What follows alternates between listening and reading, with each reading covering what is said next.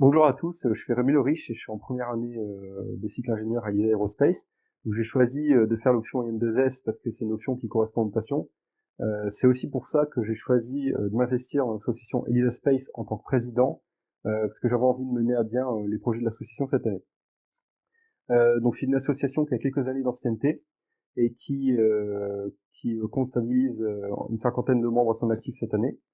Donc l'association a pour but de faire découvrir, de mettre en application et d'approfondir les notions qui sont vues en cours à travers des projets concrets que sont les fusées, comme on peut voir ici, ou des petits satellites qu'on appelle CANSAT, et ou des ballons atmosphériques à base d'hélium. Euh, donc je vais vous présenter quatre différents types de projets qu'on peut réaliser à l'association.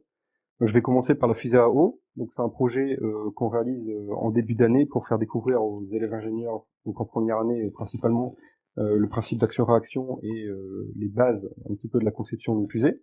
Donc c'est une fusée qui est constituée en bouteille d'eau, donc qui comprend un réservoir dans lequel on va mettre un tiers d'eau et de l'air qu'on va mettre sous pression pour faire décoller la fusée.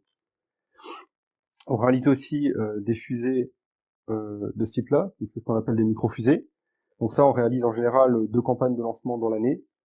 Donc une première où on donne aucune indication pour permettre aux gens de découvrir les notions par eux-mêmes via l'expérience.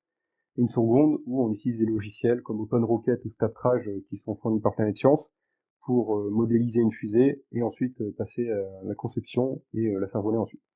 Donc c'est des fusées qui sont faites en carton principalement. Ça peut aussi être fait en PVC par exemple. Euh, sur ces fusées, on trouve donc une ogive qui peut être faite soit en bois, grâce à un tour à bois comme on voit là derrière, ou en impression 3D, comme celle-ci. Et donc ça permet d'acquérir, d'avoir une précision du millimètre, et donc d'avoir quelque chose de propre. Et ça nous permet aussi, par exemple, pour les ailerons, de réaliser des profils donc comme sur des ailes d'avion. Donc on fait aussi des projets de mini-fusées. Donc cette année, on en a 6 qui sont en cours de réalisation et qui devraient être lancés cette année, donc en 2021, au C-Space, donc près de Toulouse. Donc une mini-fusée, c'est quoi? C'est donc ce type de fusée. Donc ça a à peu près cette taille-là, ça peut être un peu plus grand.